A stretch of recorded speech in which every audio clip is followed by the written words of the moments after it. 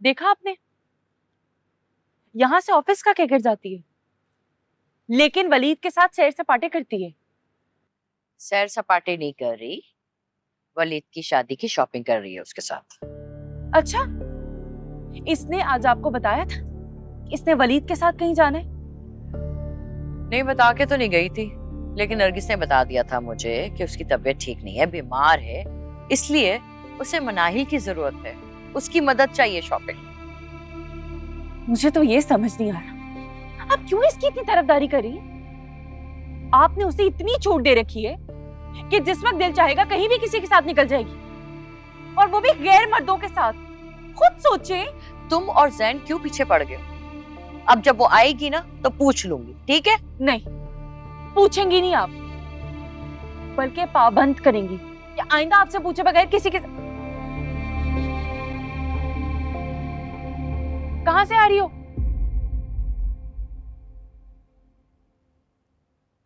तुम होती कौन हो ये पूछने वाली?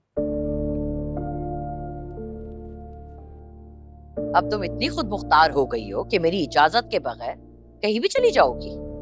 कहीं भी नहीं गई थी मैं,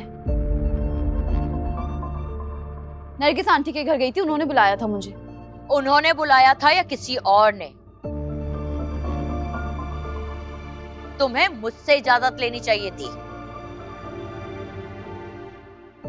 किस बात की इजाजत?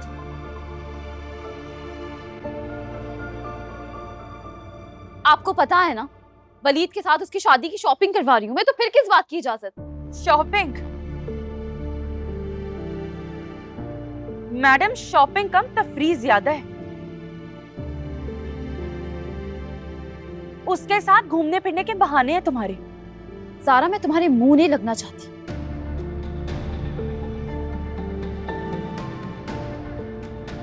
बेहतर है कि तुम खामोश रहो। क्यों खामोश रहो?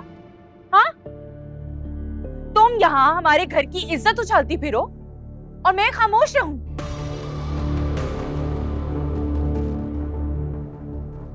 अम्मी को तो तुमने कुछ घोल के पिला दिया।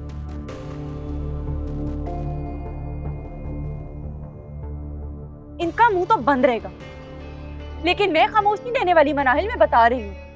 अगर खामोश नहीं रह सकती हो तो निकलो यहाँ से। हाँ?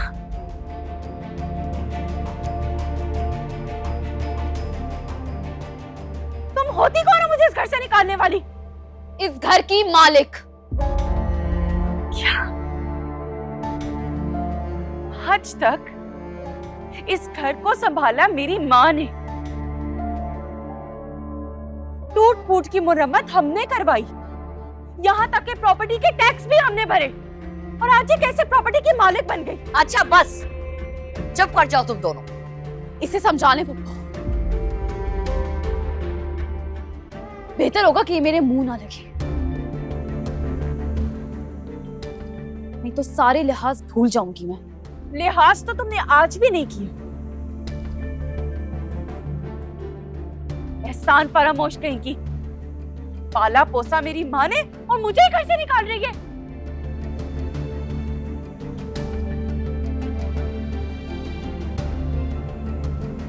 बस करो,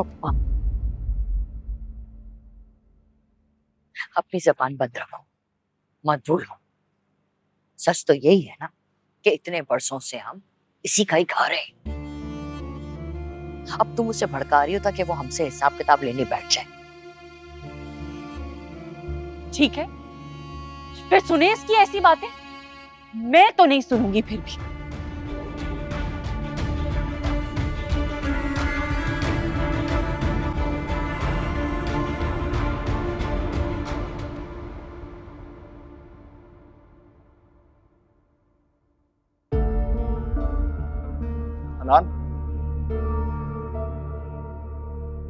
जी फैन भैया, अपने पार्टनर को कॉल करो और सुबह मुझे उसके पास लेके चलो। सुबह? हाँ, कल सुबह। और अब कोई बहाना नहीं चलेगा, मुझे कल हर हाल में उससे मिलना है, समझे? डॉक्यूमेंट्स देखने हैं मैंने। कौन से डॉक्यूमेंट्स? प्रॉपर्टी के, और वो डॉक्यूमेंट्स जो तुमने उसके साथ साइन किए हैं काम करने के लिए।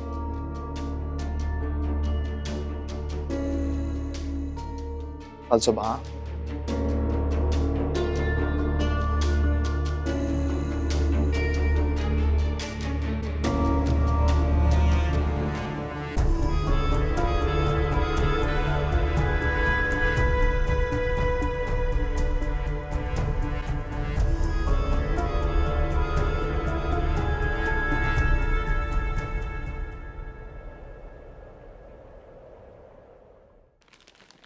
Thank you.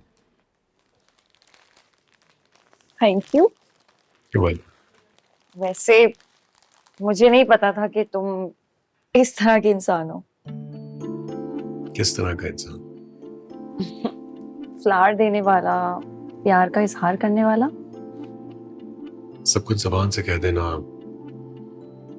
मैं इस बात में मानता नहीं। और वैसे भी फूल तो दोस्ती की अलामत होते हैं।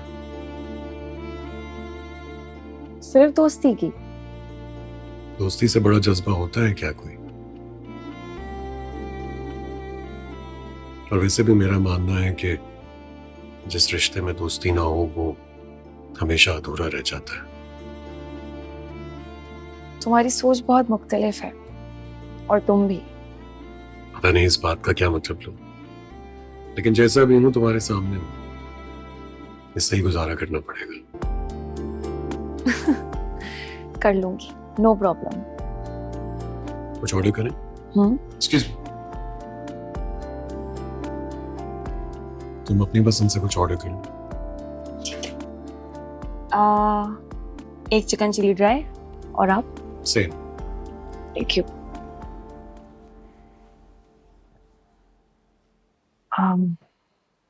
वलीद, एक बात पूछूं, अगर तुम बुरा ना मानो तो? बुरा लगा भी तब भी जवाब दे दूंगा। मनाहिल आके शादी क्यों नहीं करती?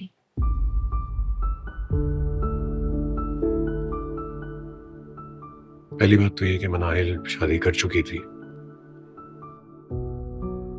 ज्यादा अरसा चली नहीं,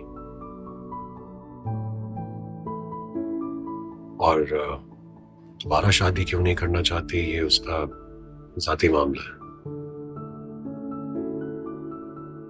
इसलिए उसके बारे में मैं कुछ कह नहीं सकता। हाँ, बट मुझे लगता है कि तुम उसके एक अच्छे और क्लोज फ्रेंड हो, तो तुम्हें मालूम होना चाहिए।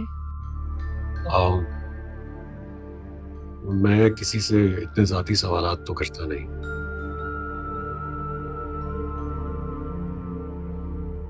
हाँ, अगर मुझसे पूछो तो मुझे यही वजह समझ में आती है कि उसकी लव मैरिज थी, और उसकी वो शादी खत्म होने के बाद शायद वो अपने दिल में किसी और को वो जगह देना ही नहीं चाहती। तुम बताओ, कैसा लग रहा है कराची? अच्छा लग रहा है, अब और भी अच्छा लग रहा है।